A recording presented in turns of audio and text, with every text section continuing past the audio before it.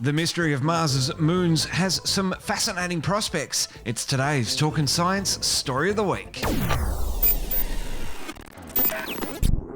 Across Apple Podcasts, Spotify, Google Podcasts and YouTube, this is Talking Science with Dr. Brad Tucker and Matt Miller. Alrighty, Brad, let's get into our stories of the week. Like I said, it's an eclectic mix this week, kicking off with our nearest neighbour, or our other nearest neighbour, because the moon technically is our nearest neighbour. Mars used to have a ring system just like Saturn, apparently. Yeah, and this has been something that is quite interesting. You know, when we look at Saturn, you know, it's famous for its rings, and, you know, that's what distinguishes it. When we look at Mars, we know that two of its moons, Phobos and Deimos, its two moons rather, they're tiny. You know, we're talking about things that are 20-ish kilometers wide, you know, smaller than a city. And at the same time, they're slowly falling towards the planet. So the gravity's pulling them in. They're slowly spiraling and spiraling and spiraling, getting closer. We think that at some point, gravity would rip it apart, form a ring. Now, that's always been the theory of what's going to happen in the future and, you know, what's going to happen in 20 million years. The question is, how did those moons arise? And it appears from a recent study that they think that maybe it's a cyclical process, that as the moons go in, they fall, they form a ring system. That ring system eventually comes back together to form moons, which then spiral towards the planet and repeat. So these moons may have started out as a ring system altogether. What I find fascinating is that Phobos and Deimos were both discovered in 1877, but here we are almost 150 years later, still learning about or making new discoveries about these two little rocky objects orbiting Mars. Yeah, look, you know, these moons have been around for, as you said, for ages. But they've always just been different. They're very different than our moon. They're very different than the moons of Jupiter and Saturn and all the other, you know, the big ones. Those make sense. Those moons, Jupiter and Saturn, are in fairly stable orbits. Mars has always just been different. And, you know, we've talked about this with our moon. Our moon is drifting away, getting further. Why are these moons getting closer to the planet? It's a very interesting thing that has remained a mystery for ages, and you know, maybe this explains it, and also just how rings play into moon formation. Interestingly, Deimos is tilted by 2 degrees in its orbit compared to Phobos. Yeah, that's right, and this is one of the things that's maybe led to that there is this discrepancy, is that when they collided, it has a little bit of a tilt and it's coming in, and the migration is relative to its size and, you know, angle.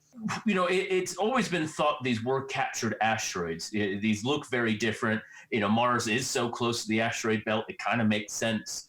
But why is it only 2, and why is it these 2? So it could be a very clear discovery. And then when we think about the context of other ring systems, you know, does this happen? Do the ring systems break apart, form moons, and eventually, you know, form new moons if those moons break apart? You know, is it just a one-off process? Is it a repeating process? Because the 4 gas giants all have ring systems. It is very interesting, and it's a curiosity as well, because what's the sort of thought process on ring planets? I know in sci-fi movies and TV shows, many planets have ring systems. I guess it's an easy way to denote a science fiction planet or an alien planet. Is the sort of thought process in the real world that only gas giants could have rings? No, when we go back to it, rings and things that form in disks, it's just the natural process of forming things in space. You know, we talked about with the baby star being born, it's a swirling disk of gas. Galaxies are disks. Everything likes to form in a disk. That's how physics and angular momentum simply works. So the question is, when does it stop? I guess, you know, and that's the real question. When does stuff stop forming in a disk, in a ring, and just always coalesce into a ball planet? You know, and it probably was the case that the moon was actually a ring around the Earth. When something collided into the Earth, all that rock came out, formed the moon. That probably formed a ring before it formed the moon. So we think probably ring systems are a natural process and a very common process. So it then really starts to question, why is Saturn's ring so prominent? Why is it so big? Why is there so many? because when we look at Jupiter and Uranus and Neptune, they're fairly small ring systems. They're hard to see, but they're there. So, all right, that kind of makes sense. But what is it about Saturn? And then what is the case about Mars? So I think people are starting to realize ring systems give a lot of clues into the nature of how that planet and what the stuff was around to form that planet at that time. This study that has come out poses a potential problem for the Martian colony within 50 million years. So kind of not really a problem, but it sounds good. Phobos it's losing its height and will quite possibly very soon get ripped apart by Mars. That's right, and it will form a new ring system. And the question is, what happens to the people on the planet? Obviously, probably minimal, but they would have a higher increase of meteor activity.